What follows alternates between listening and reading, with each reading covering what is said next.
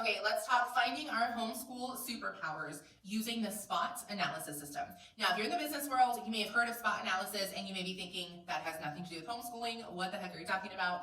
This is the SPOT analysis specifically for homeschoolers. Now, Tyrene Benjamin from At Home with Ty introduced me to this, and now I am turning around and sharing it with you. So the SPOT analysis system is SPOT. Now, the S is going to stand for strengths. Now, by the time I was homeschooling, I would say I was naturally gifted at time management, organization, and just overall teaching. Maybe you are naturally gifted at being in tune with nature. Maybe you're naturally gifted at one certain subject, or maybe more than one subject at school. Or maybe you just have really good communication skills. Those can all be strengths that you can use in your homeschool.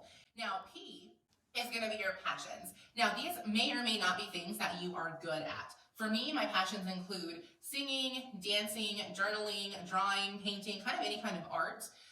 Now, anything can go in this category. So don't be brainstorming too much of what am I really good at? Oh, I do art, but I'm not very good at it. It's a passion. If you enjoy doing it, write it down as a passion.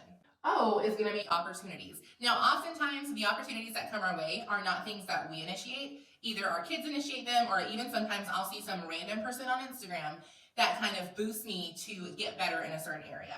So you may be watching me, you may be tuning into my content, and maybe God is pricking on your heart to get better at time management or at organization. Those are two things that I'm told that I inspire people to get better at. Now, for me, one of the opportunities that came across my path was cooking. I am not a good cook. I don't enjoy it. My daughter, however, has found a love for cooking. So God brought that opportunity to me, an opportunity to grow by way of my daughter. So once a month, we have been doing an elaborate dinner where we make the appetizer and the main course and the side dishes and the dessert. We go all out. My husband loves it because he gets a way better meal than we normally have. And my daughter gets to sit and cook. Now, it takes 4 to 5 hours. She's 8, so she gets to do majority of the cooking for that specific dinner. And depending on the level of difficulty, that can take a while. And that's okay. And that causes me to have patience as well. One of the recent ones we did was mozzarella stuffed meatloaf. I kid you not, it took her 45 minutes to assemble the meat with all of the seasonings and measure everything out. She did it all on her own and mix it all up. 45 minutes just for that step. So sometimes the opportunity that God gives you may not be what you're looking for, but maybe it's what your family needs. And then T would be talent. Talent is very similar to strengths. However, talents would be in specific areas like art, music, cooking, gardening, something that you could relate back to education very easily.